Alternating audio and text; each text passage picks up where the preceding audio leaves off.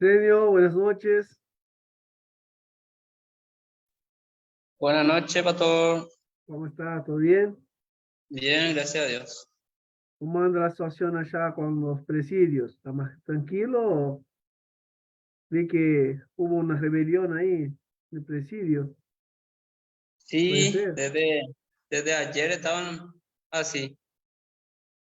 pero no es tu área. Yo estoy en la zona Presidente Ayes, zona Chaco, Ah, bien, pasando el río Paraguay hacia el Chaco. bien. Entonces está Pero, más tranquilo. pero gracias a Dios un poco más tranquilo. Antes, sí, ahí así también fuimos, o sea, nos llama para apoyo. Pero ahora el Ah, director que bien. está no le dio más a ellos apoyo de acá. Mejor para ustedes. Qué bien, me alegro. Ahí viene, profe. A ver quién faltaría. Agustina. Tiago, no sé qué le pasó a Tiago, no viene más, Tiago. Buenas tardes, hermanos. ¿Me escuchan el audio? Profesor, buenas tardes, te escuchamos bien. Ah, genial, qué bueno. Perfecto. Ya, siempre pregunto cómo se escucha el audio porque en mi equipo tuve que cambiar todo y es un micrófono no del computador, de eso Ajá, que son todo en uno, sino que son estas cosas que uno pone está para, bien.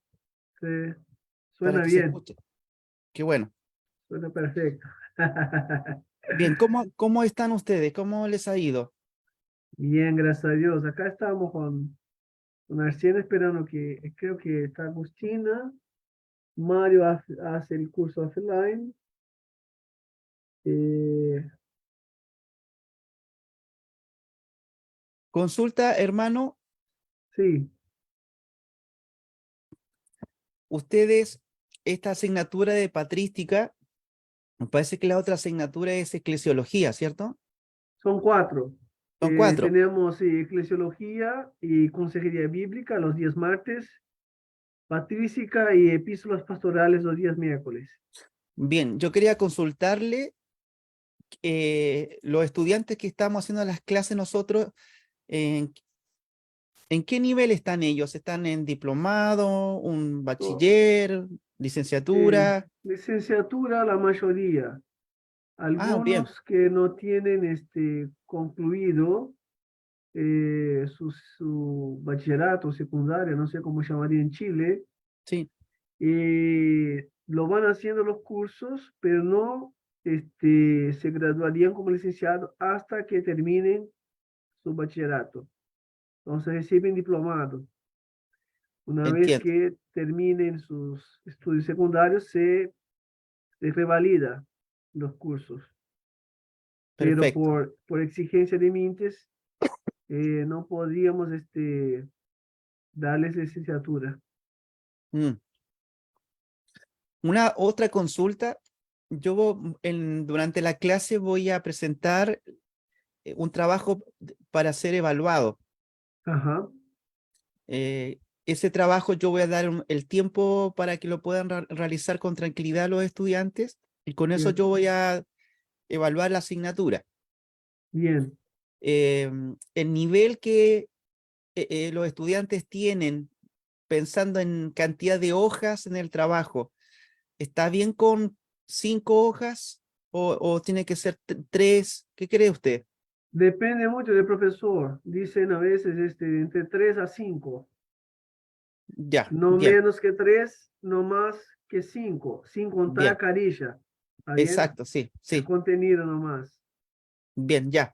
Qué bueno porque esos detalles ayudan a afinar el instrumento de evaluación. Bien. Sí. Por ahí andan los profesores. También entre 3 a 5 los ensayos que están haciendo en los cursos. Ya, perfecto, muy bien. Usted me dice cuándo comenzamos a compartir el contenido. Bien, algunos faltan entrar, pero pueden pensar que está siendo transmitido y grabado y a la medida que ellos vayan entrando, después pueden recuperar el comienzo de la clase grabada, así no se pierde, porque algunos vienen por trabajo, llegan unos minutos más tarde. Claro, ¿Ah? no hay problema. Para mí, como eso está grabado, ellos después se conectan y lo miran. Perfecto, Ya, adelante. ya, deme el permiso para compartir entonces. Creo que ya te di. Ya, voy a buscarlo entonces el material.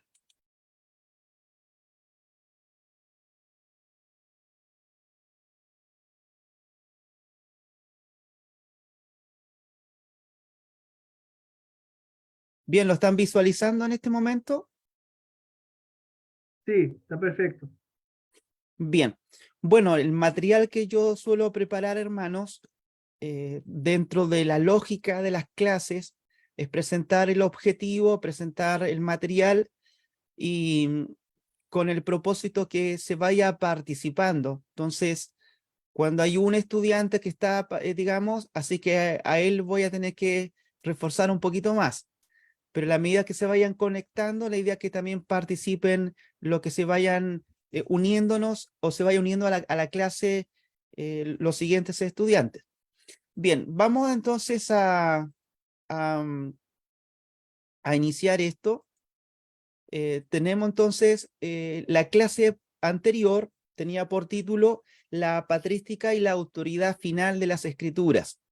Entonces, observamos varios padres de la iglesia que dentro de sus escritos em, tienen presente que sus enseñanzas, la predicación que ellos hacían a las iglesias, a las comunidades, estaba sujeta a las Sagradas Escrituras. Entonces, la autoridad de la Escritura para los padres de la iglesia, principalmente en estos siglos que estamos estudiando nosotros, antes del siglo IV hacia atrás, tienen una distinción bastante fuerte para poder enseñarnos a nosotros cuál era la autoridad final que ellos tenían, que eran las Sagradas Escrituras.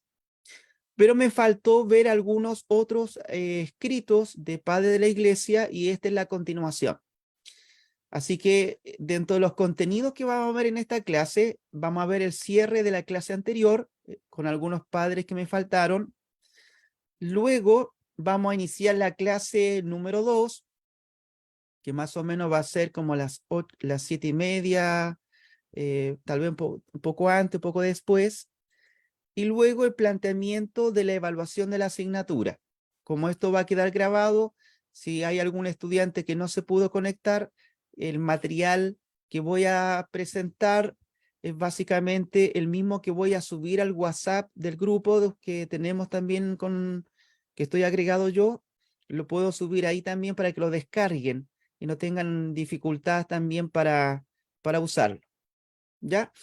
Pero así como los profesores que le hacen clase a ustedes, yo también voy a sumarme a un instrumento que solemos ocupar mucho, que es los ensayos, ¿ya? Y la propuesta que tengo yo es bastante sencilla de trabajarla, pero que tiene que tener cierta formalidad el ensayo. Por lo tanto, el material que voy a entregar, también hay algunas directrices que van a explicar cómo es un ensayo, que nunca está de más también fortalecer el tema formal. Bien, partimos entonces o continuamos con el cierre de la clase anterior, porque les decía yo, a mí me faltó algunos padres de la iglesia trabajar la temática sobre la autoridad final de las Sagradas Escrituras. Damos la bienvenida entonces a la hermana Agustina que se conectó con nosotros. Está nuestro hermano Arsenio. Bien, continuamos entonces. Bueno, habíamos estudiado nosotros algunos padres de la iglesia y ustedes van a observar en la pantalla otro texto, otro fragmento de Dionisio de Alejandría, ¿ya? Que tenemos entonces material que yo estoy presentando con algunas preguntas de análisis para que vayamos haciendo esa reflexión teológica de sus escritos y a qué apuntan ellos en sus prédicas, enseñanzas o escritos. Entonces, si ustedes se fijan acá, hay un cuadro en negro con letras blancas donde pongo una pequeña reseña del teólogo, pero eso es básicamente material de patrología, no de patrística, pero está ahí para que nosotros recordemos de quién estamos hablando, ¿ya? Entonces Dionisio de Alejandría, por ahí del año 265, ¿cierto? APP, a veces digamos, fecha de nacimientos, es complejo decirlo eh, por el tema de la datación, de la información que se tiene. Dice que ha sido llamado también Dionisio el Grande desde el siglo IV, fue el patriarca de Alejandría entre el año 248 al 264. Fue después de Cipriano de Cartago el obispo más eminente del siglo III, y al igual que aquel, sus escritos usualmente se hallan plasmados en cartas. Fue un teólogo y un gran administrador. Los siglos IV y VII de la historia eclesiástica de Eusebio constituyen la fuente principal para el conocimiento de su vida y su obra. Entonces, de este teólogo nosotros estamos hablando de Dionisio. Bueno, ¿qué vamos a leer? Dice, no eludimos objeciones, pero nos esforzamos en la medida de lo posible para aferrarnos y confirmar las cosas que se nos presentaban. Y si la razón dada nos satisface, no nos avergonzamos en cambiar nuestras opiniones y estar de acuerdo con los demás.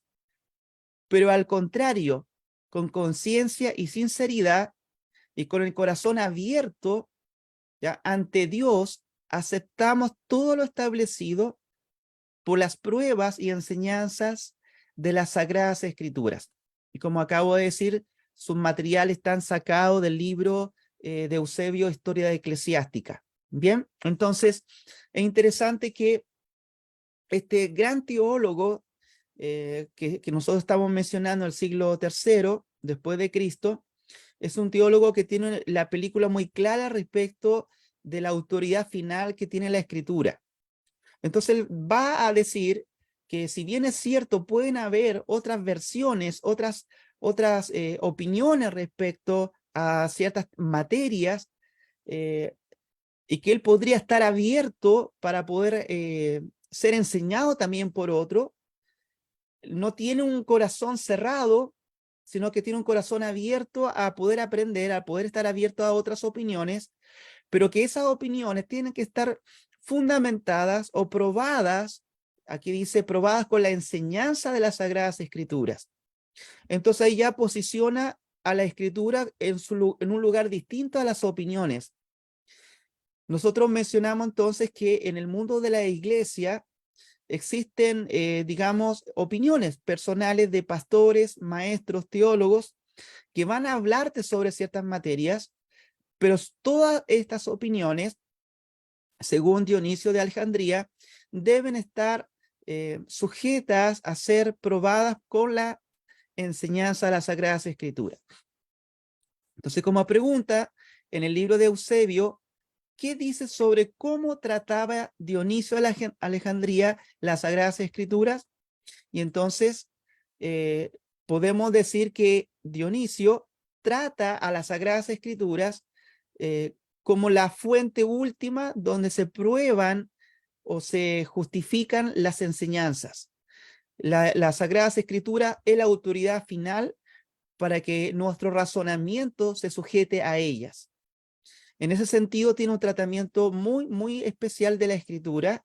De hecho, cuando uno lee a los padres de la iglesia, especialmente cómo ellos relatan sus posturas, son bastante pastorales y bastante esta cualidad interesante que ven los padres de la iglesia que tiene que ver con la humildad de pensamiento que ellos tienen. Ellos no tienen temor a ser persuadidos con la Escritura, pero con buenas pruebas. No como muchas veces en el día de hoy que hacemos grandes discusiones, debates, pero pocas son las personas que están abiertas a ser enseñadas por otras. Y a veces cuesta mucho convencer a un público, convencer a otras personas, porque en realidad ellos ya están sesgados y no quieren aceptar las pruebas con la Escritura. Bien, ¿qué actitudes debemos tener ante las Sagradas Escrituras de acuerdo a Dionisio de Alejandría, que fue un gran teólogo, como dice la historia?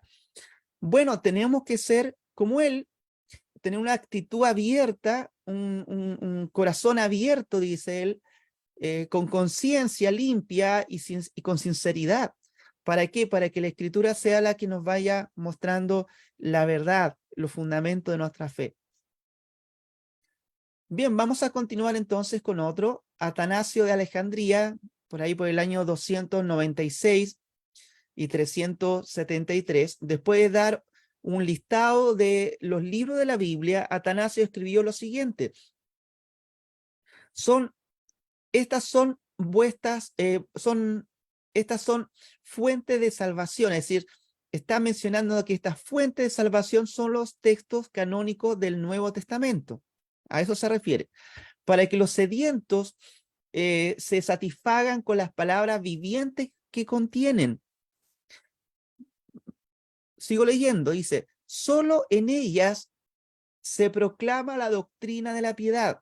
Nadie añada a ella, ni quite nada de ella, porque respecto a ella el Señor avergonzó a los saduceos y dijo, y aquí Atanasio está citando a los evangelios, erráis ignorando las escrituras, y reprendió a los judíos, diciendo, escudriñen las escrituras, porque estas son las que dan testimonio de mí. Entonces, nosotros podemos estar observando en este escrito de Atanasio, que fue, digamos, un gran también participante de la doctrina cristológica en el Concilio de Nicea. Él fue uno de los maestros también importantes en ese lugar, los grandes defensores de la cristología bíblica. Va a plantearnos algunas cosas interesantes de lo que él piensa de la Escritura. Entonces, la pregunta que yo les hago ahí, ¿qué pensaba Atanasio de las Escrituras?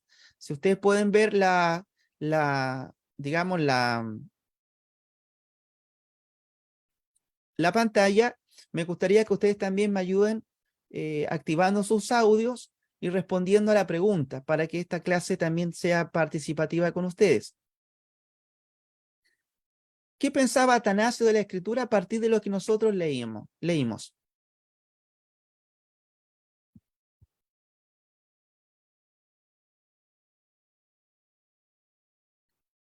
Hermana Agustina, si da su punto ahí.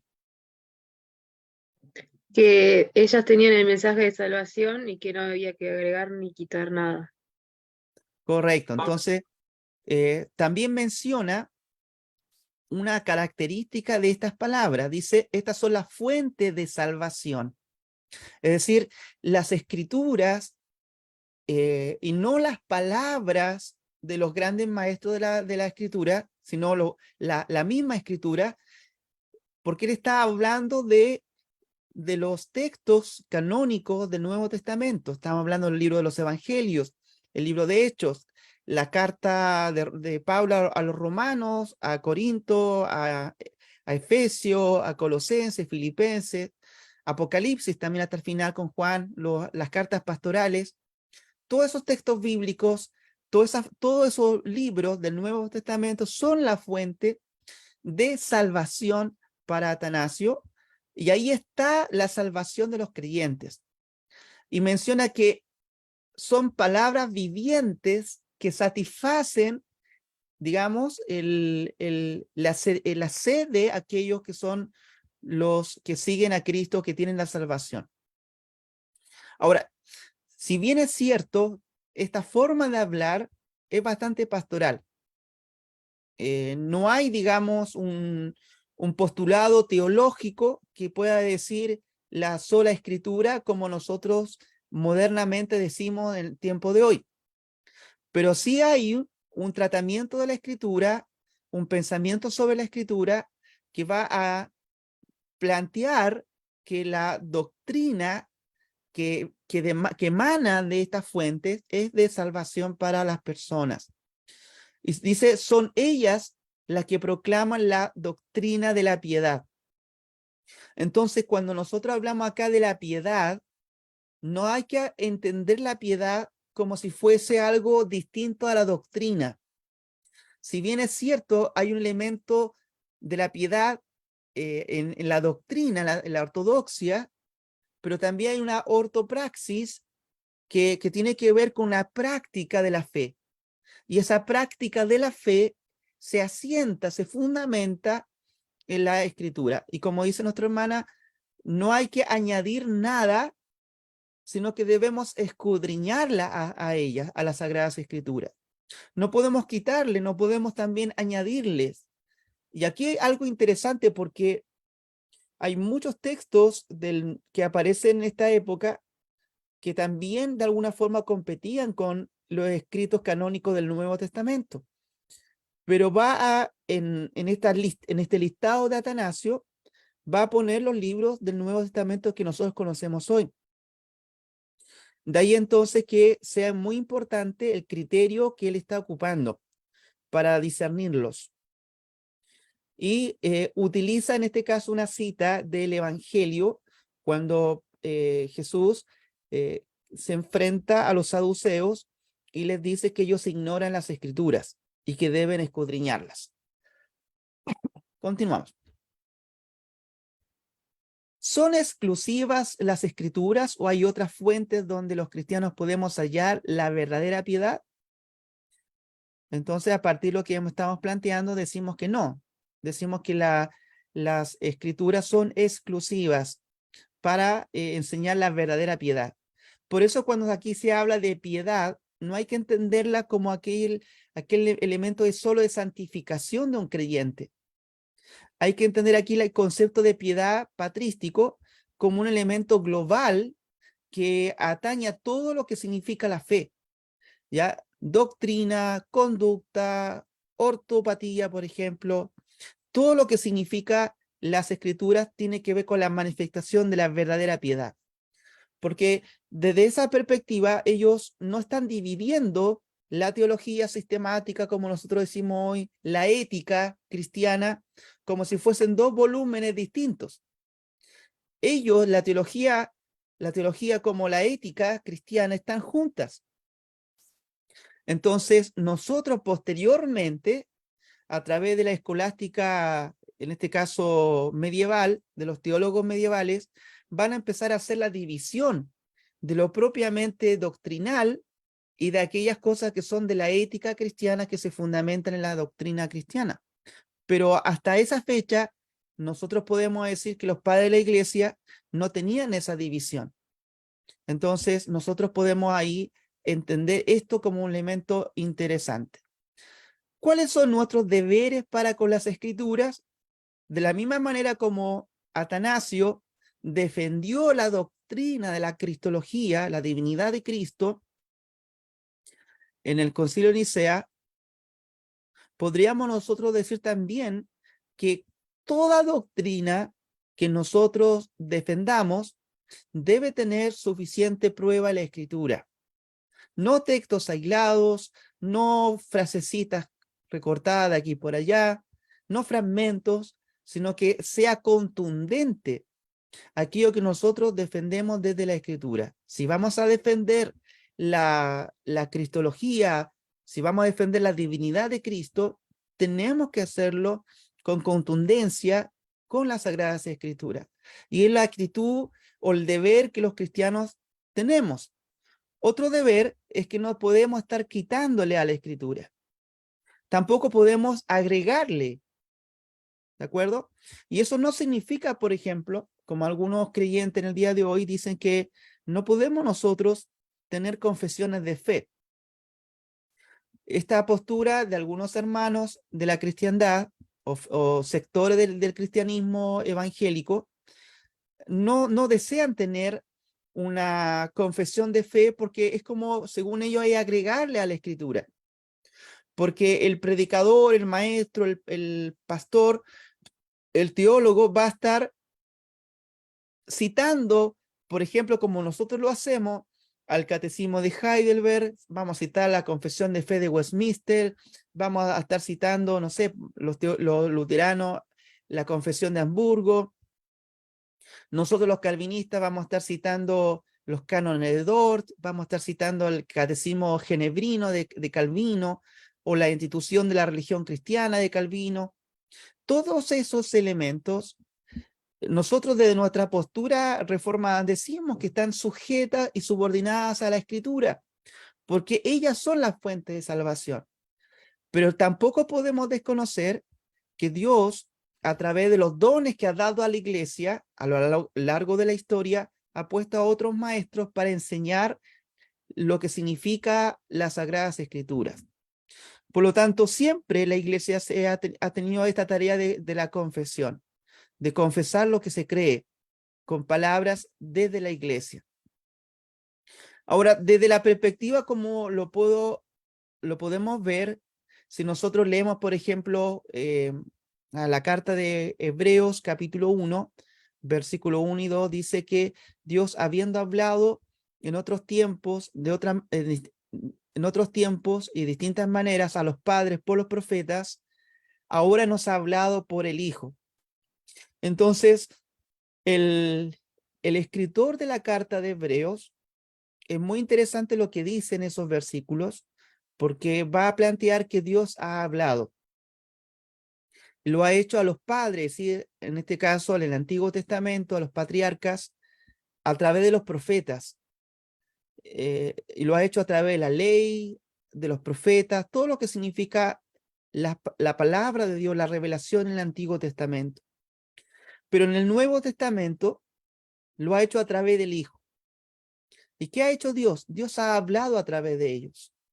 Ha hablado a través de los profetas, a los padres, ha hablado a través de Cristo a la iglesia.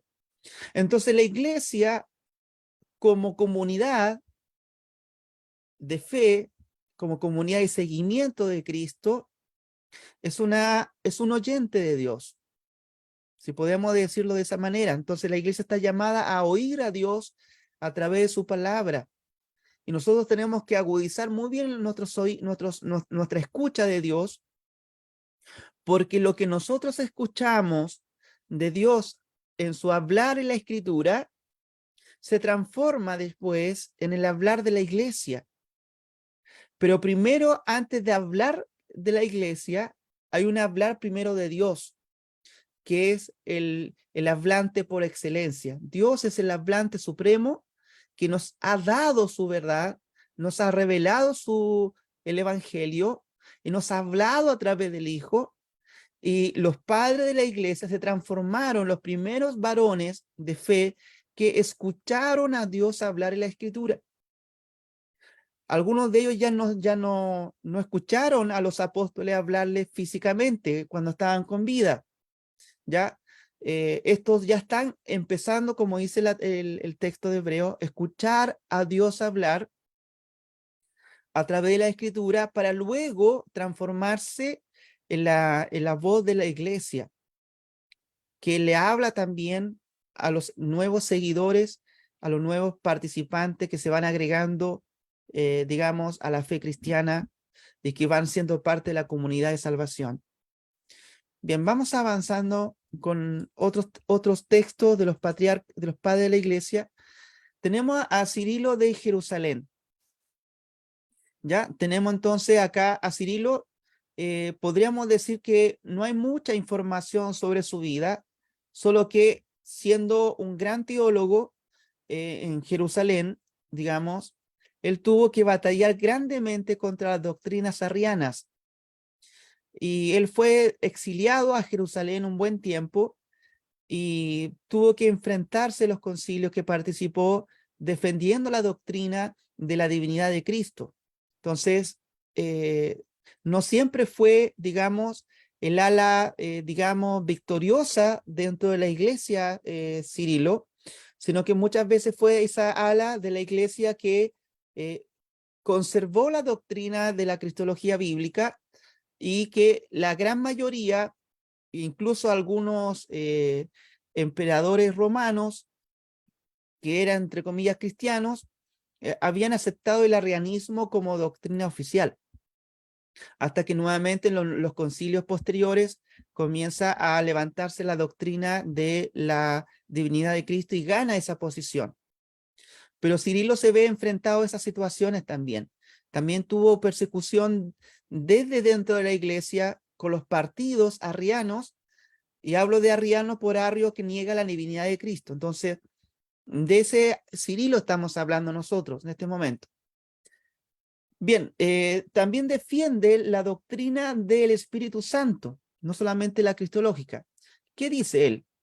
No debemos pronunciar ni siquiera el comentario más casual sin las Sagradas Escrituras, ni dejarnos apartar por meras probabilidades o por los artificios de la argumentación. No me creas, pues, porque te digo estas cosas, a menos que recibas de las Sagradas Escrituras la prueba de lo que está expuesto. Porque esta salvación que es de nuestra fe no es por ingeniosos razonamientos, sino por la prueba de las Sagradas Escrituras. Entonces, no hablemos nada acerca del Espíritu Santo, sino lo que está escrito. Y si algo no está escrito, no nos ocupemos de ello. El mismo Espíritu Santo habló las Escrituras. También ha hablado de sí mismo tanto como le agradó o tanto como pudimos recibir. Por tanto, sean las cosas dichas de él, ha dicho, porque todo lo que no ha dicho, no nos atrevemos a decirlo. Y ahí nosotros tenemos estas conferencias de catequesis de Cirilo. Entonces, pregunta, de acuerdo a Cirilo, ¿cómo deben ser nuestros comentarios? Hermano Arsenio, ¿cuál sería la respuesta a partir de lo que dice Cirilo? Que solamente de la escritura hay que probar. Si no está en la escritura, entonces que, como dice acá, que no ocupemos de eso. Muy bien, nuestro hermano, excelente. Nosotros, no sé si les pasa, bueno, en todas partes, como dicen aquí, en todas partes del mundo sucede esto por la naturaleza humana, que solemos hablar cosas más allá, digamos, de lo que la misma escritura dice, y cometemos un error en eso, pero Cirilo va a decir algo radical, algo que muchas veces nosotros no respetamos, que es que cada comentario que nosotros realizamos, incluso el más casual, no deberíamos hacerlo sin el apoyo de las Sagradas Escrituras. Entonces, imaginemos nosotros en una comunidad de cristianos donde debatamos sobre alguna temática o hay discusión sobre un tema determinado. Los participantes de esa discusión deberían entender que para poder hablar, para poder participar adecuadamente de esa discusión, deben tener apoyo en la escritura.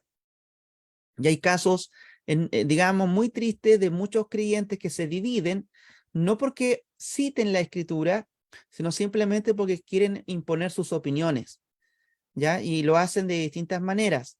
Cirilo advierte, dice, no, háganlo con las Sagradas Escrituras, incluso el comentario más casual.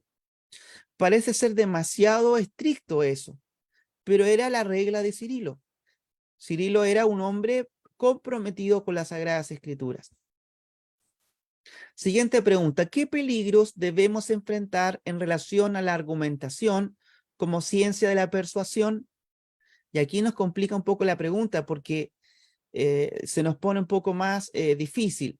¿Qué peligro debemos enfrentar en relación a la argumentación como ciencia de la persuasión? ¿Qué quiere decir esta pregunta? A ver si me entienden la pregunta. ¿Cómo podríamos nosotros, digamos, observar a partir de lo que Cirilo dice, cuáles serían estos peligros que enfrentamos que enfrentamos en la argumentación como esta ciencia que nos persuade, que busca convencernos? ¿Qué creen ustedes? ¿Qué peligro puede haber?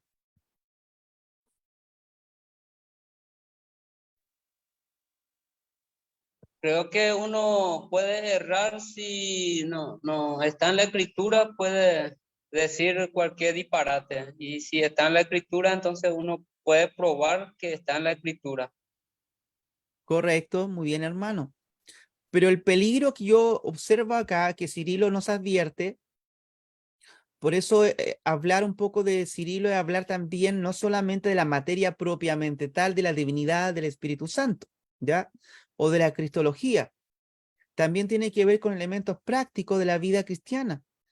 No sé si ustedes se han visto en la iglesia o discutiendo con algún otro hermano sobre algún tema especial y el otro dice, mira, yo tengo todos estos teólogos que apoyan esta posición y tú tienes otros teólogos que apoyan la otra posición. Entonces vamos a terminar nosotros debatiendo y escuchándonos como esas, digamos, discusiones de sordos, porque no nos estamos escuchando.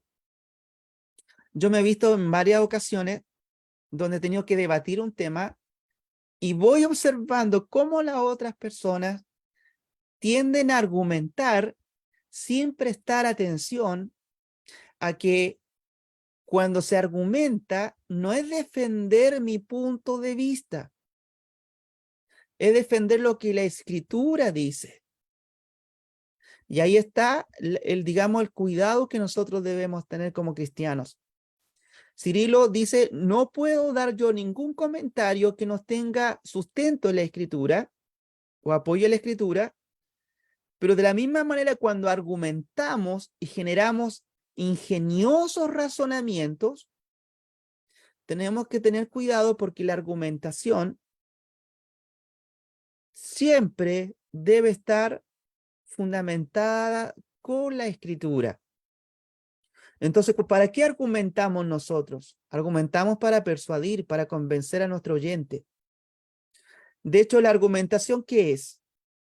La argumentación es un discurso que se plantea una tesis, un punto de vista, digamos, una postura, y luego se dan una serie de argumentos para apoyar la tesis, para apoyar el punto de vista, y luego hay una conclusión, que es una reafirmación de la tesis. Eso es básicamente una argumentación. Entonces, tú puedes hacer lo mismo con cualquier parte de la escritura y tener, a partir de esta herramienta argumentativa, persuasiva, digamos, cualquier, digamos, posibilidad de apoyar cualquier cosa. Entonces, nosotros decimos, de la perspectiva de Cirilo, que si bien es cierto, podemos ser muy diestros en la argumentación, el estándar que va a determinar si una argumentación es correcta o no, es la misma palabra del Señor, la misma escritura. ¿En quién reside la autoridad final de acuerdo a Cirilo? Lo habíamos dicho entonces, en la escritura. ¿Por qué? Porque el Espíritu Santo habló a través de la escritura.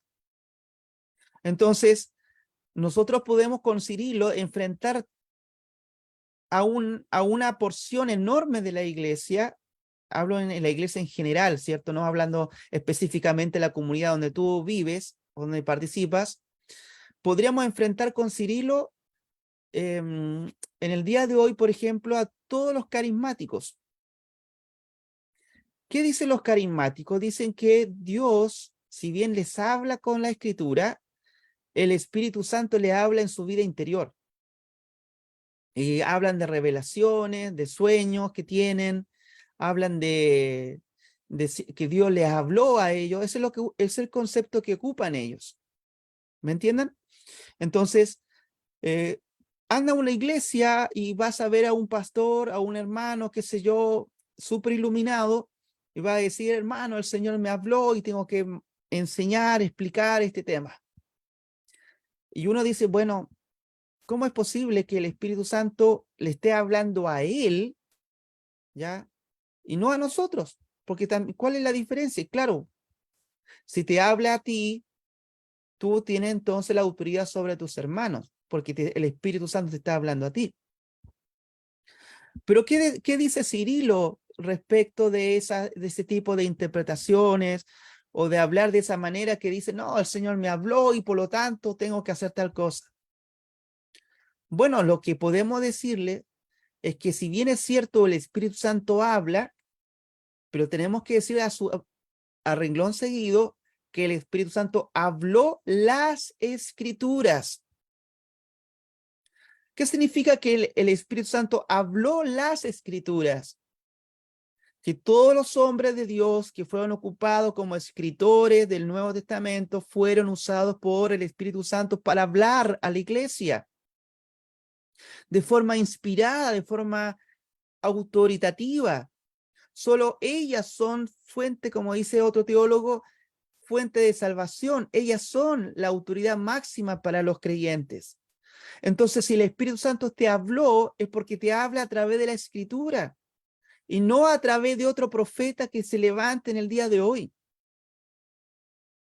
Aunque ese profeta te pueda decir un montón de cosas, que soñó esto, que escuchó esto, que viajó al cielo, que viajó al infierno y que Dios le mostró no sé cuántas cosas que van a ocurrir, nosotros podemos decir, ¿saben? Desde el segundo, tercer siglo, Cirilo aconsejaba, el Señor habla, pero habla a través de la Escritura. El Espíritu Santo habla, pero habla a través de la Escritura, porque ellas son la palabra del Espíritu Santo. Las Escrituras son la palabra del Espíritu. Cuando tú entonces lees la Escritura con devoción, con la actitud de obediencia al Señor, Dios está hablándote a través en ellas, porque ellas son las palabras del Señor. Y eso debe edificar tu corazón, debe edificar nuestra vida, debe enseñarnos también la teología que tenían los padres de la iglesia, que es fascinante, hermano. Entonces nosotros a lo largo de la historia hemos caído en tantos errores porque nosotros hemos ignorado a esta parte de la iglesia, que fueron los primeros padres que buscaron dar a entender el rol que tenía la Escritura dentro de la comunidad, dentro de la iglesia, y con ella, con esta enseñanza de estos padres, podemos limpiarnos de todas estas enseñanzas falsas que vienen con digamos, el avance de tantos movimientos que se han generado en la iglesia y que poco a poco han apartado a las personas de las Sagradas Escrituras. Podrían decirnos, hermanos, lo que pasa, no sé si les pasa a ustedes en su iglesia, en la cultura ya en Uruguay, pero las iglesias carismáticas y evangélicas en general dicen que las iglesias reformadas, presbiterianas o protestantes son muy aburridas, ¿ya? Son muy cerebrales, muy intelectuales. No sé si les pasa eso allá a ustedes también. Bueno, nosotros podemos decirles, ¿cierto? Con lo que hemos estado aprendiendo con los padres de la iglesia, que hay un celo porque Dios cuando habla no lo hace a través de ciertos carismáticos, ciertos profetas, lo hace solo y exclusivamente con la Escritura, y que si bien creemos en el Espíritu Santo, creemos en la inspiración de la Escritura por el Espíritu Santo, y todos los domingos cuando estamos juntos, escuchando el sermón, escuchando la palabra, siendo expuesta por los pastores y maestros, estamos escuchando las palabras del Espíritu Santo. No como algo que debe estar dividido, disociado, sino como una mirada que está relacionada perfectamente con el Espíritu Santo y la Escritura. Bien, vamos avanzando. ¿Cómo debe ser nuestro hablar de acuerdo a este padre de la iglesia? Nuestro hablar debe ser con mayor cuidado y siempre respetando que si vamos a opinar sobre algo, hagámoslo con responsabilidad bíblica. Hagámoslo con responsabilidad bíblica. Para que toda palabra que salga de nuestra boca pueda ser de edificación a los creyentes. Continuamos con Juan Crisóstomo. No sé si ustedes recuerdan algo que el pastor Juan Lobo les haya hablado de Juan Crisóstomo. Les mencionó a este padre de la iglesia. Si me pueden decir algo ahí respecto de él.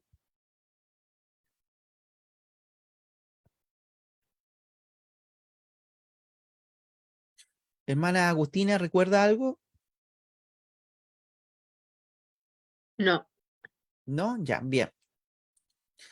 Bueno, Juan Crisóstomo fue apodado de esa manera, ¿ya? Se le llamó porque Crisóstomo es un término que proviene del griego, ¿ya? Y significa boca de oro, ¿ya? Entonces eso es lo que hay que entender.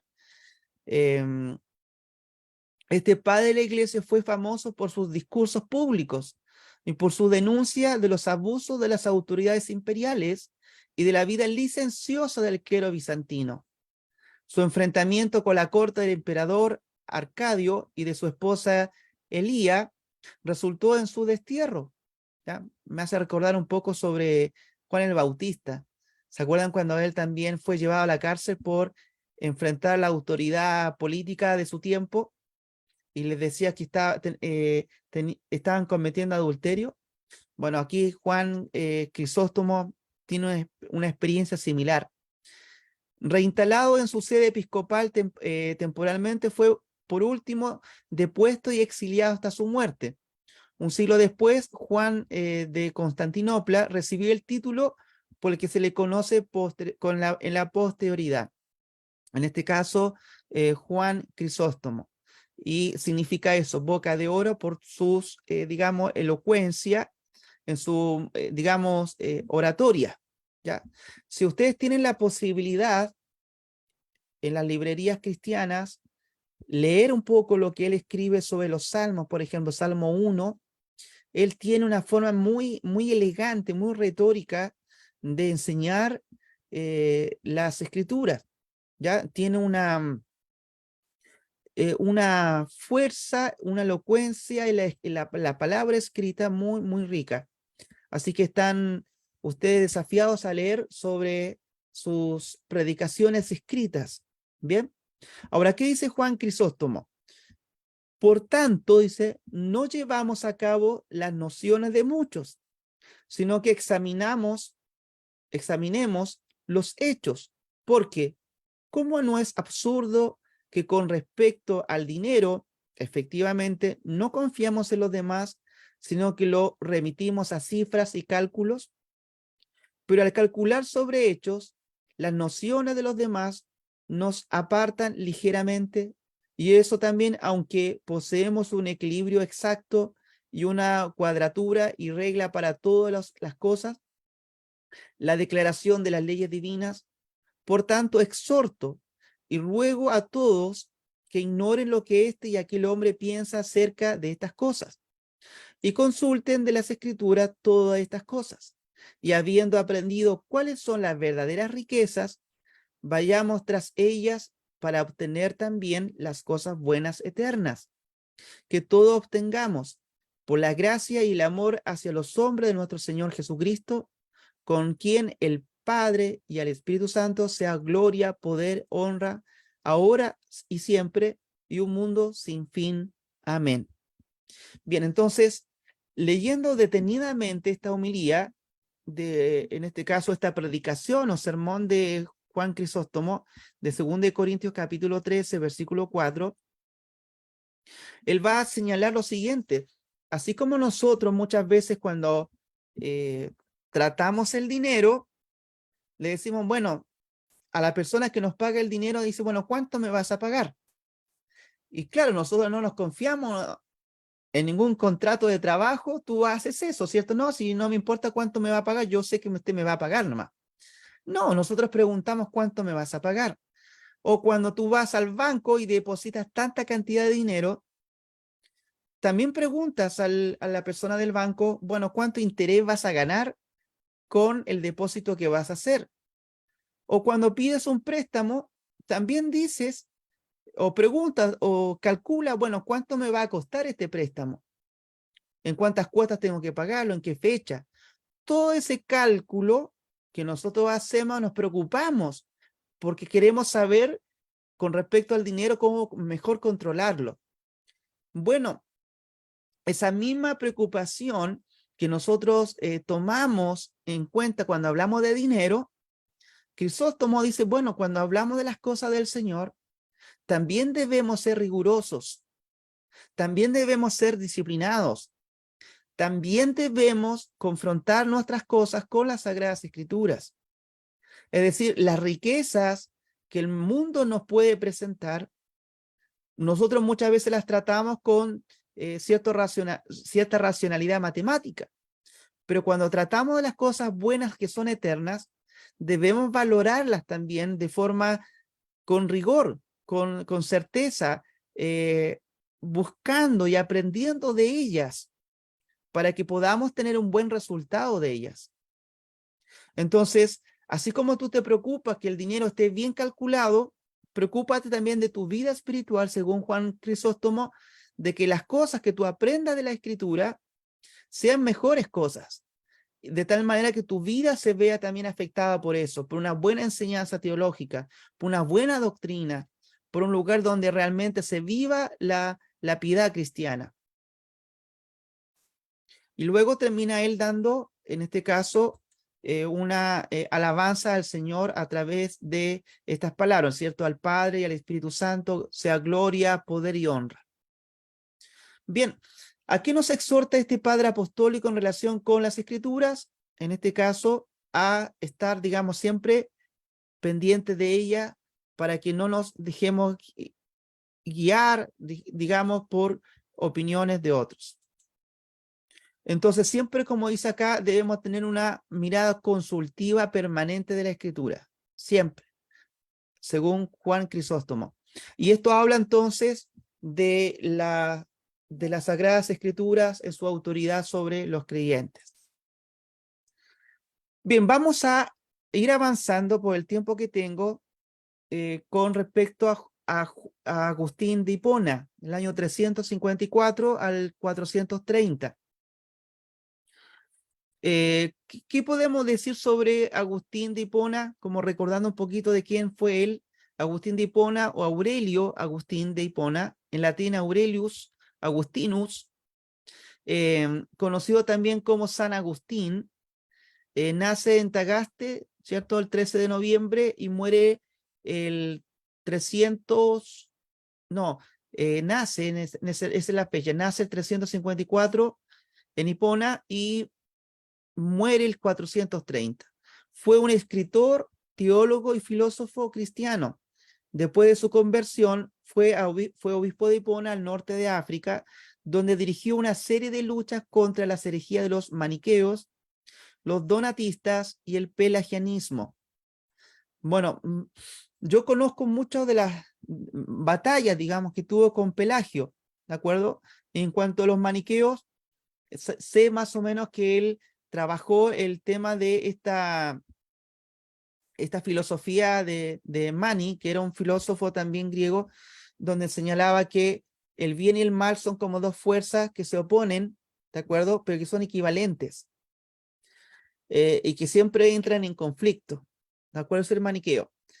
Y el pelagianismo, que me interesa más destacarlo en este momento, tiene que ver con Pelagio, que va a negar el pecado original y va a decir que la salvación, en este caso, es realmente algo no sobrenatural, que el hombre no necesita de la gracia para ser salvo, sino que simplemente el hombre puede dejar de pecar si se lo propone como una buena educación.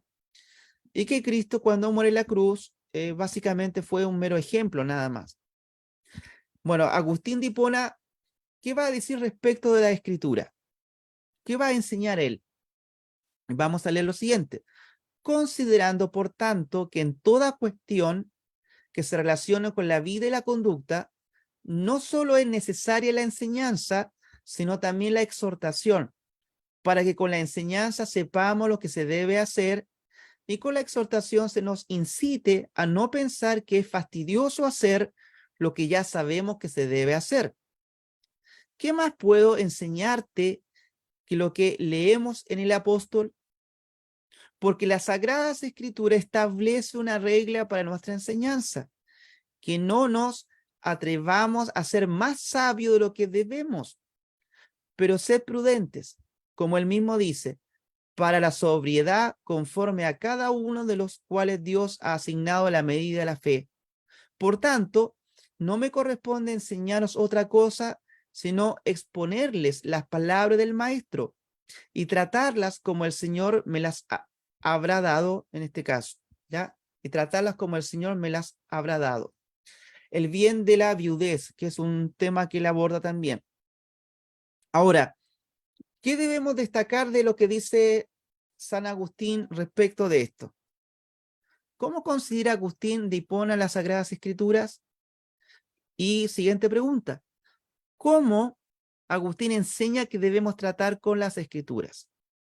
Entonces, en este caso nosotros vamos a ver que Agustín va a mencionar varias cosas interesantes. Primero, dice que la cuestión, dice, considerando por tanto que en toda cuestión que se relacione con la vida y la conducta, no solo es necesario la enseñanza, sino también la exhortación.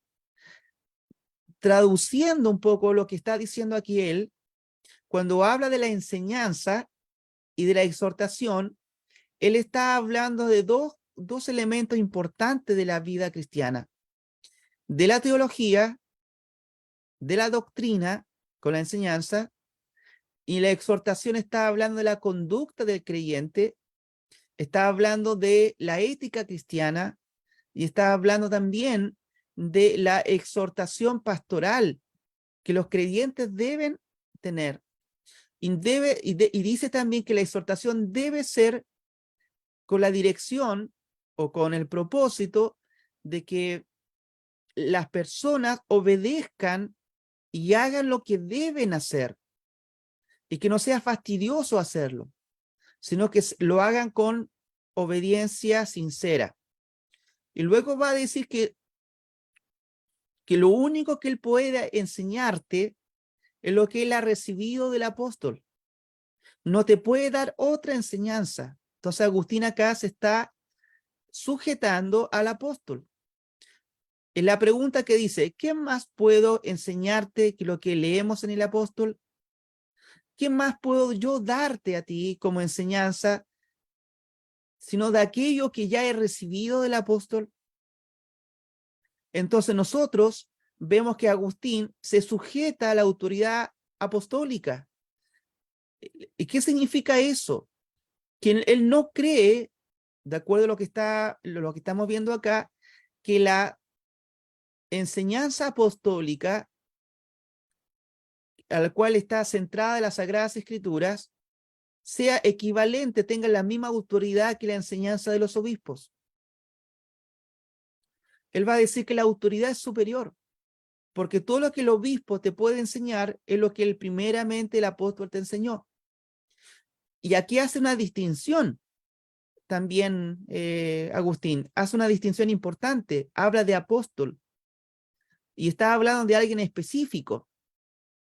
En cambio, cuando se habla de la iglesia y se habla de los obispos, son aquellos que han continuado la tarea de la evangelización, de la predicación, de la conducción de las iglesias, pero son un cuerpo que está sujeto a lo que el apóstol ha enseñado previamente.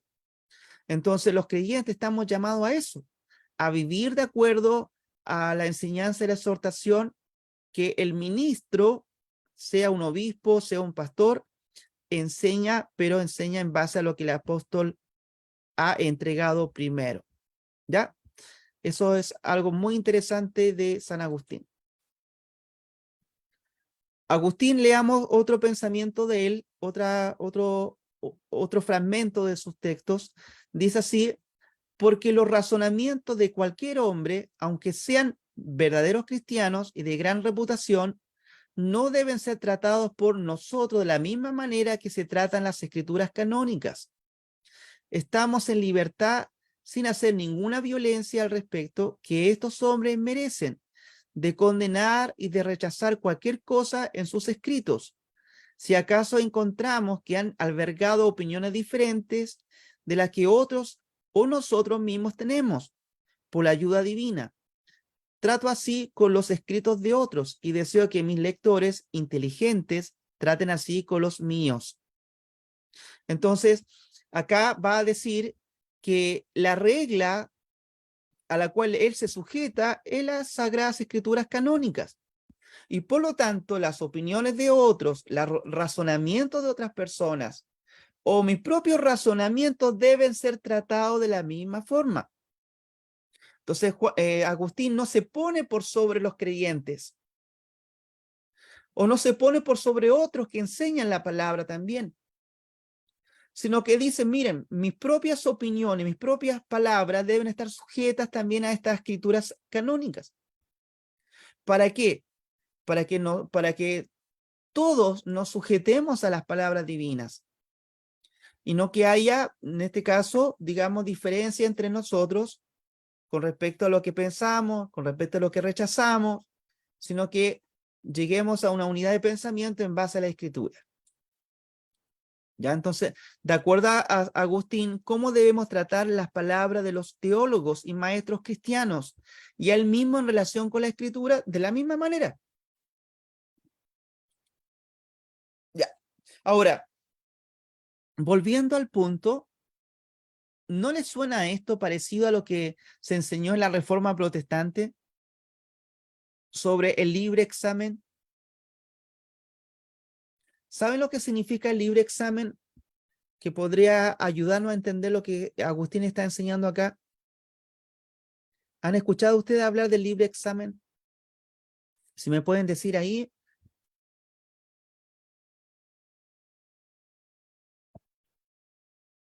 Hermano Arsenio, Agustina.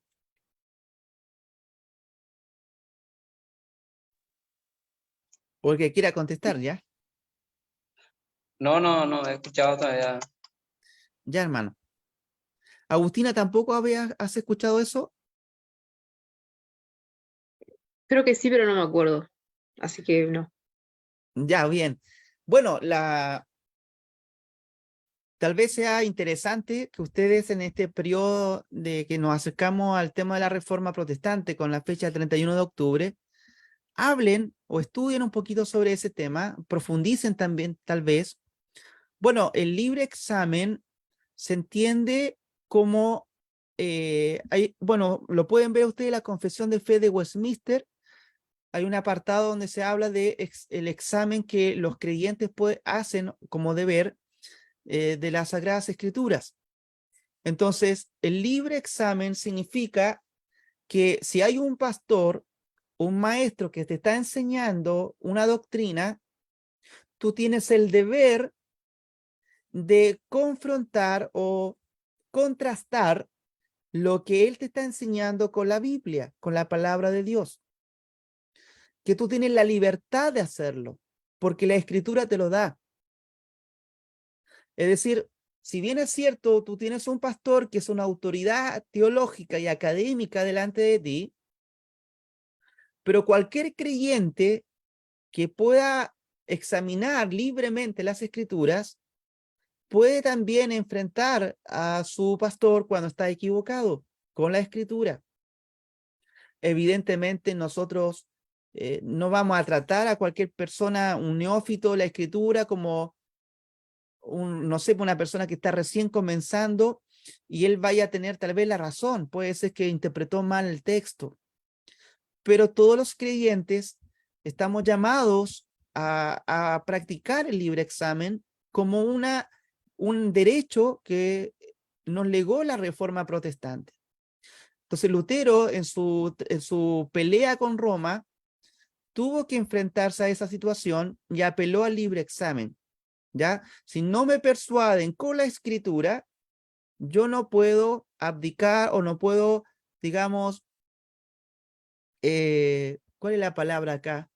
Retractarme, es el concepto, ¿ya? No me puedo retractar si ustedes no me persuaden con las Escrituras de que todo lo que estoy enseñando está equivocado. Entonces, en ese sentido, vamos a ver que el principio del libre examen también está presente en San Agustín. Ahora, preguntas de estudio para repasar. Ya usted le pueden sacar fotos ya a esto y poder utilizarlo para ir reforzando con la clase grabada. Dice, ¿cuál era la autoridad final de la doctrina de los padres de la Iglesia? Según las citas que hemos presentado, ¿por qué podemos afirmar con seguridad que los padres de la Iglesia no prohibieron la lectura de la Biblia como sí lo hizo después la Iglesia romana? ¿Por qué los padres de la Iglesia consideraron a las Sagradas Escrituras como la máxima autoridad en asuntos de fe y conducta? Entonces esas preguntas les van a servir a ustedes para ir reforzando los contenidos que vimos la clase 1 y la clase 2, que la clase 2 es la continuación de la 1. Bien, hasta acá, ¿hay alguna pregunta, alguna duda, algún aporte, hermanos?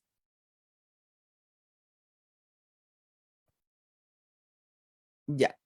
Vamos a continuar con la clase 2, pero como no tengo mucho tiempo, seguramente va a quedar inconclusa. Pero la próxima clase ya no voy a hablar sobre esta temática, voy a solamente a entregarles el material nada más, porque si no me voy a atrasar también con otros temas que debo tratar sobre la patrística. Entonces, los padres de la iglesia y la autoridad de la tradición frente a las Sagradas Escrituras. Entonces, en este debate, digamos, que se dio posteriormente a los padres de la iglesia, surge esta duda, si quién tiene autoridad, digamos, superior o tienen una autoridad semejante, equivalente. Entonces, por una parte está Roma diciéndonos que la escritura y la sagrada tradición tienen la misma autoridad porque Dios ha hablado en la escritura y Dios ha hablado en la sagrada tradición de la iglesia.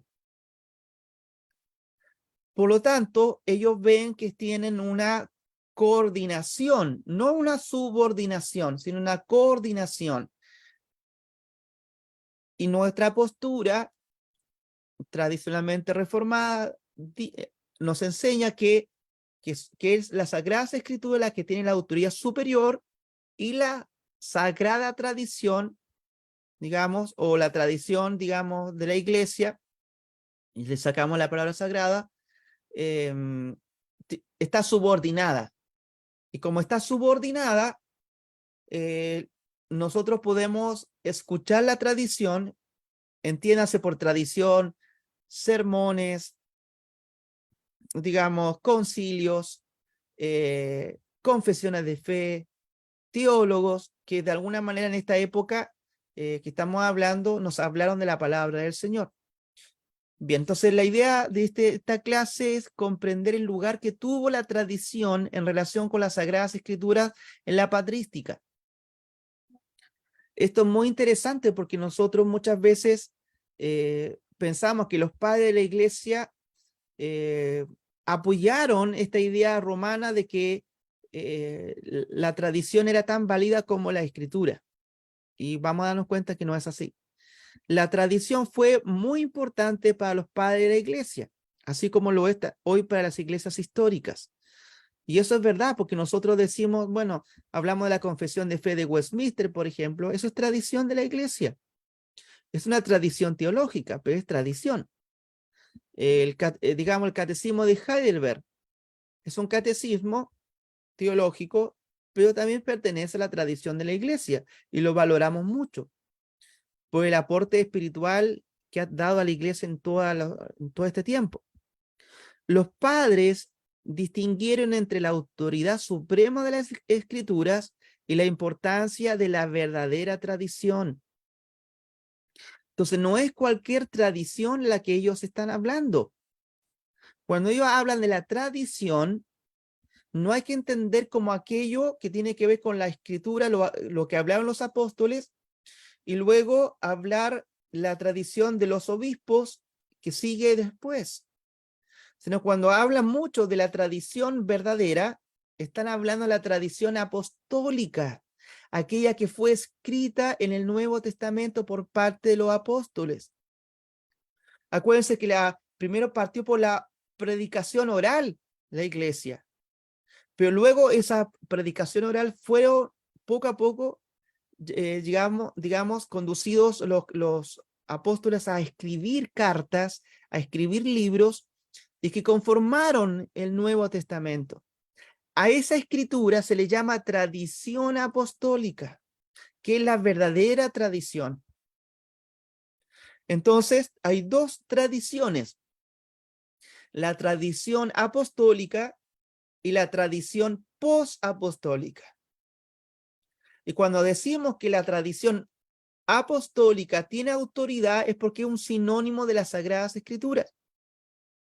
Y cuando decimos que la tradición posapostólica, estamos hablando de toda la enseñanza de los padres de la iglesia y de ahí en adelante. porque ellos no son inspirados como lo fueron los apóstoles. Entonces, la tradición post-apostólica está sujeta a la canónica, que está dentro de la escritura, o en la escritura, mejor dicho. Entonces, ¿cómo nos damos cuenta de eso? ¿Cómo sabemos que la tradición post-apostólica está sujeta a la tradición apostólica, la que vemos en el Nuevo Testamento?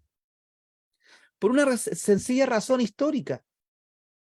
En ningún momento la iglesia, digamos, sacó un postulado diciendo que la tradición apostólica era esto, ¿cierto? Y la posapostólica, la nuestra, debe estar sujeta a esta primera.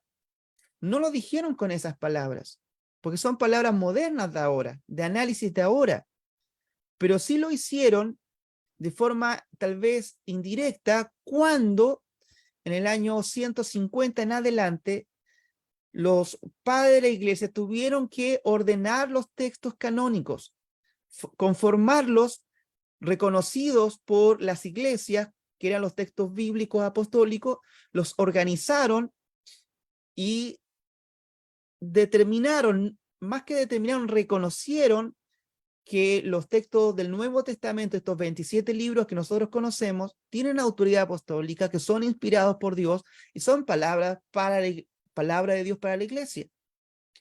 Y al hacerlo así, indirectamente, de forma histórica, demostraron que la tradición posterior o la tradición ulterior, es decir, la que viene con ellos, la que se va formando con el hacer de la iglesia posterior al siglo I, está sujeta entonces a la canónica, está sujeta a las Sagradas Escrituras. Y eso es un postulado, digamos, histórico que da la iglesia cuando determina que ciertos libros son canónicos porque fueron reconocidos por la autoridad apostólica y por la vida de la iglesia misma. Y porque no hay contradicción entre ellos. Entonces, eso es muy importante tenerlo como un criterio diferenciador entre la tradición apostólica y la posapostólica, que viene después del siglo I en adelante. Epístola de Clemente de Roma a los Corintios. Esta epístola fue una de las primeras escritos de los padres de la iglesia, y Clemente de Roma, como ustedes vieron también en Patrología, es uno de los primeros padres que está vivo con algunos de los apóstoles, ya porque no nació en el siglo I.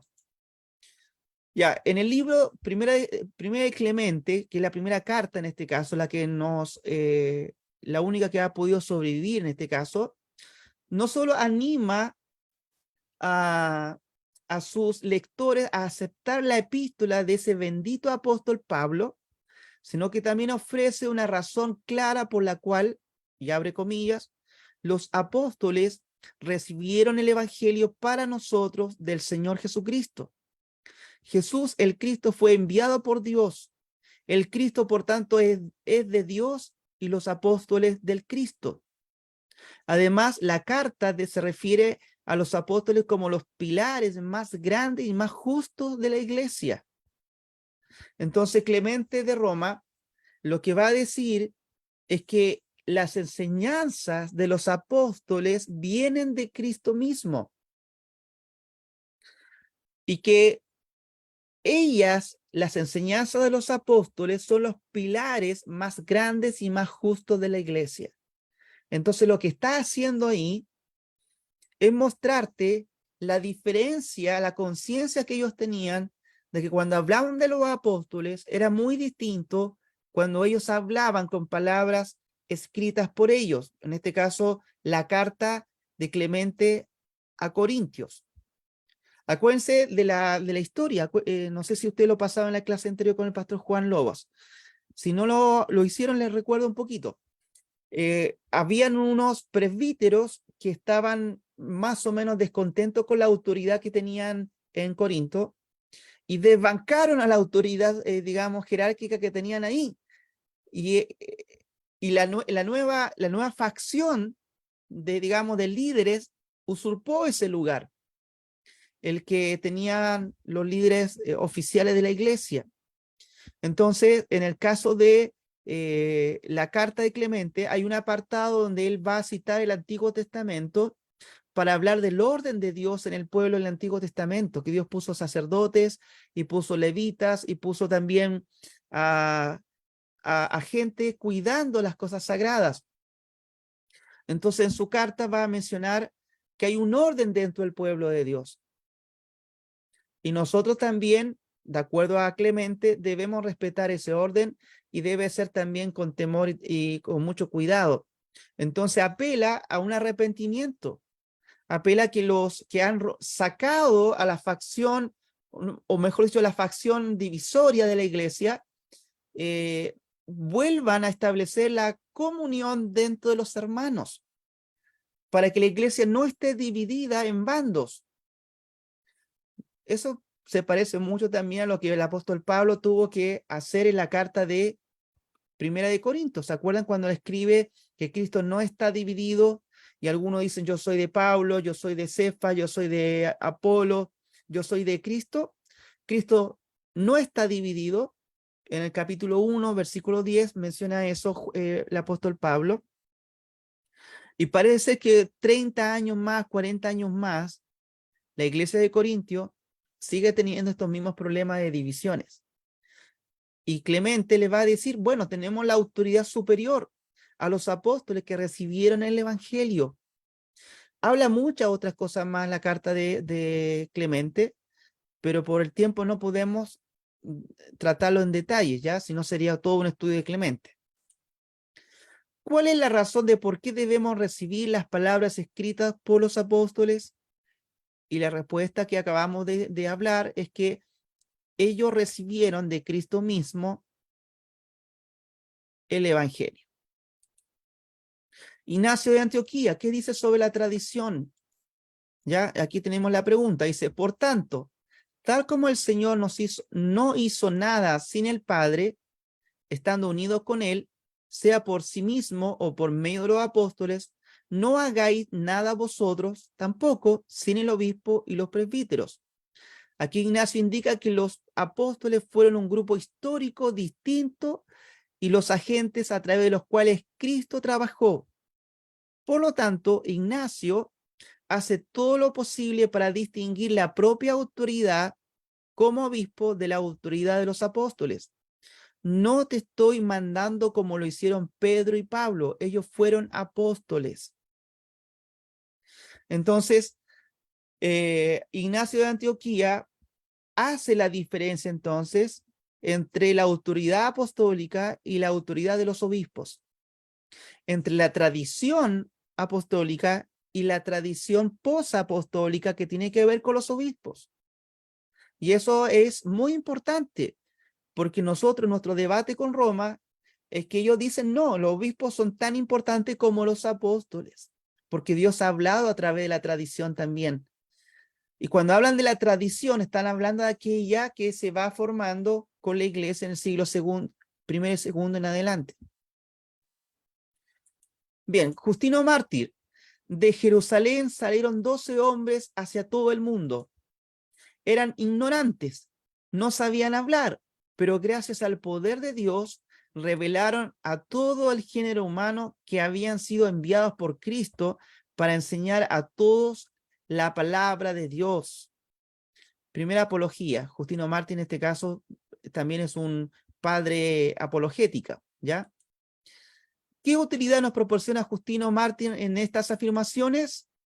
Para Justino Mártir, los apóstoles y su enseñanza tenían autoridad porque ellos habían sido enviados, comisionados por Dios para hacerlo. Bien, hermanos, me están quedando unos 11 minutitos. Yo voy a detener la clase ahora aquí. Bien, este material que continúa, se lo voy a mandar a su WhatsApp para que lo puedan descargar y lo pueden terminar de estudiar. Y quiero terminar con, digamos, explicando de qué trata el trabajo de evaluación, que es el tercer punto que mencionaba yo al principio, ¿ya? Así que voy a dejar de compartir este material porque voy a presentar otro, ¿ya? Voy a compartir otro material que tengo acá yo para que lo puedan visualizar.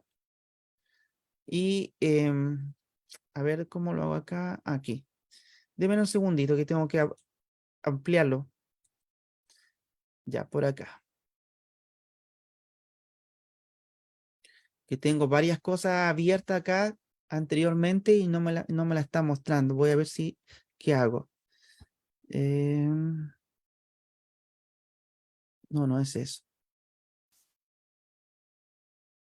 ¿Cómo hago para acá? Deme un minutito, por favor, ya, para verificar esta cosa. Bien. Voy a hacer lo siguiente. Voy a guardar esto en el escritorio, mi PC, escritorio. Y ahí voy a cerrar. Ya, ahora sí.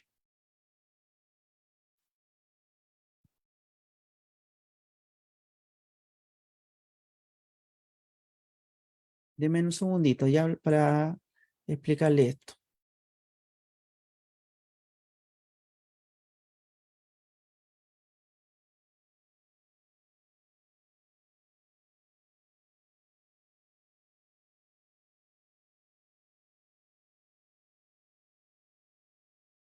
Ya.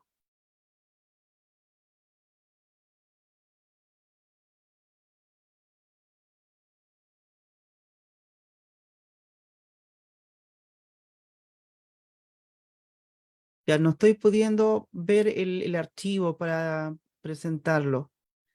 No sé si yo no sé hacerlo, pero igual lo puedo subir también al WhatsApp también, ya, para que lo puedan tener. Por aquí no, eso no, no, no. Estos son, ok, tampoco. ¿Qué es esto? Ah, claro, no me deja. No me deja No permite presentarlo. subir, no permite presentar.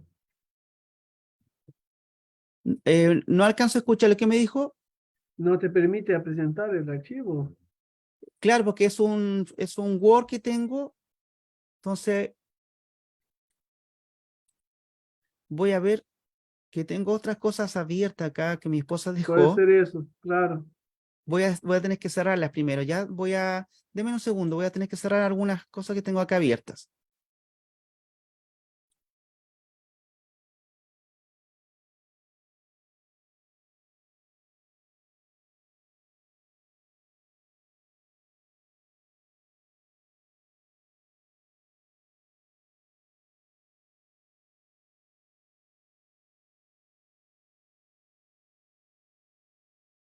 Ya ahí estoy cerrando la mayoría de las cosas que tenía abiertas.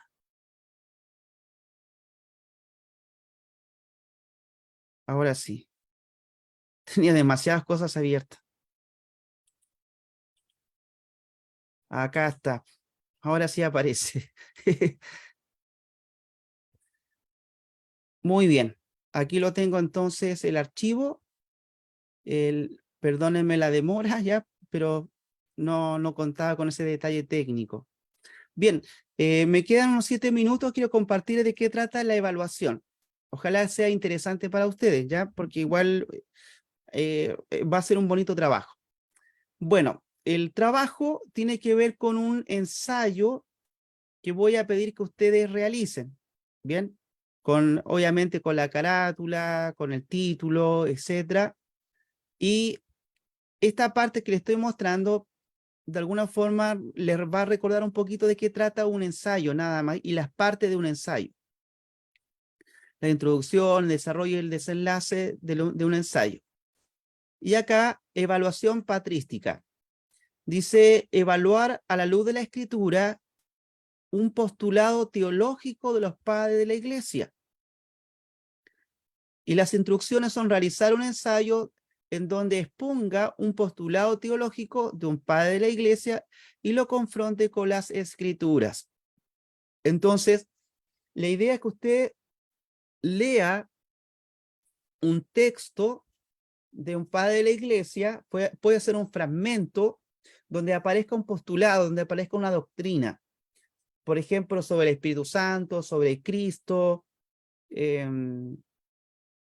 puede ser sobre la misma escritura, lo que dice, lo que hemos estado viendo nosotros, cualquiera, ya de todo lo que ustedes han estado observando y mirando respecto a los padres de la iglesia, pueden tomar una doctrina y confrontarla con confrontarla con la palabra del Señor, con la escritura.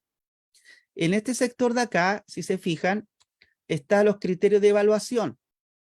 El trabajo, dice, posee la estructura de un ensayo de introducción, desarrollo y conclusión. ¿Ya? Y aquí están los puntos. Contextualiza el tema a tratar, contexto histórico, postulado teológico y padre de la iglesia. Compara el postulado teológico con la escritura.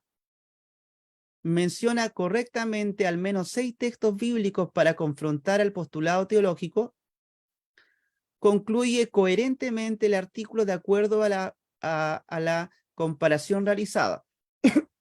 Y está la bibliografía en formato APA, citas y al final del trabajo. Entonces, acá yo pongo un material que va a servir para que ustedes verifiquen la fuente de información, simplemente para que ustedes recuerden esto.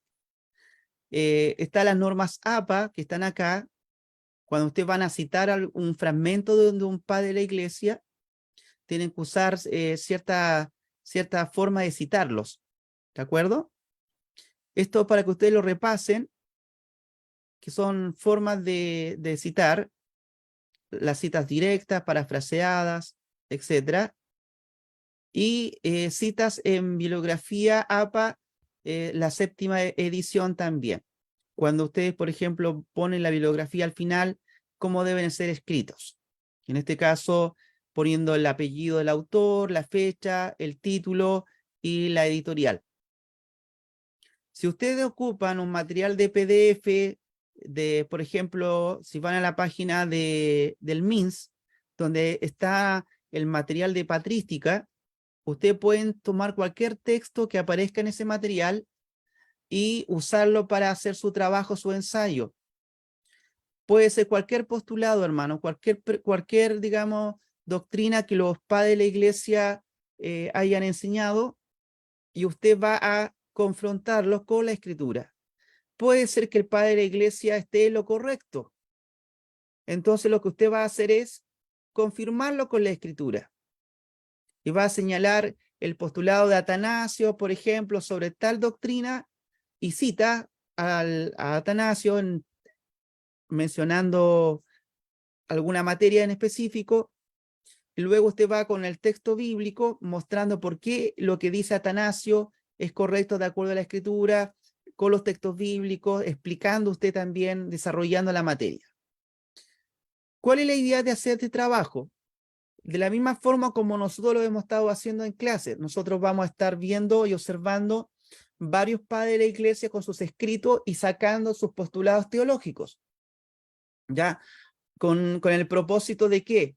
De que nosotros, a través de la escritura, lo que hemos aprendido de la palabra del Señor, los vamos confrontando.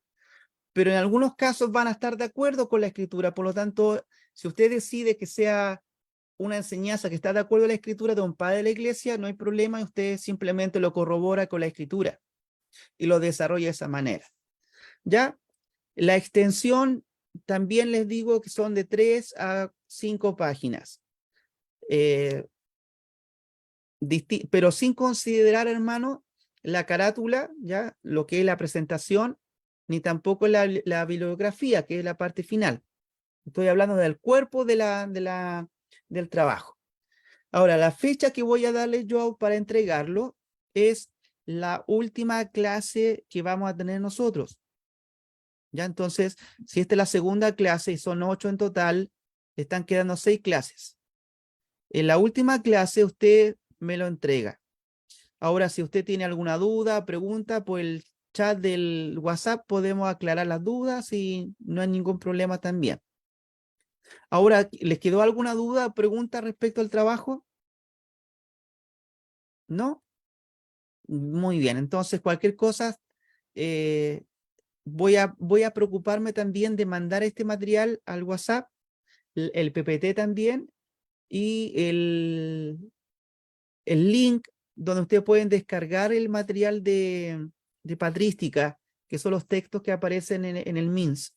Pastor, ¿usted los tiene también como para compartirlo en su biblioteca o No sé si tengo los mismos que está pensando, pero de lo que puedo hacer, por el enlace lo descargo y subo al drive del curso. ya? Yo voy a mandar el ¿Ah? enlace o lo subo ahí mismo también al WhatsApp y Perfecto, ustedes lo descargan. perfecto, ¿Ya? excelente. Ya, hermanos. Que el Señor nos bendiga. Nos estamos viendo en la Amén. próxima clase y vamos a ver algunos elementos de la didaché respecto de la teología. ¿Ya? Muchísimas gracias, hermanos, hermanos, bendiciones. Nos vemos. Chao. Chao, que estén bien, que descansen. Bendiciones. Igualmente, bendiciones. Chao. Oh, Chao, hermano.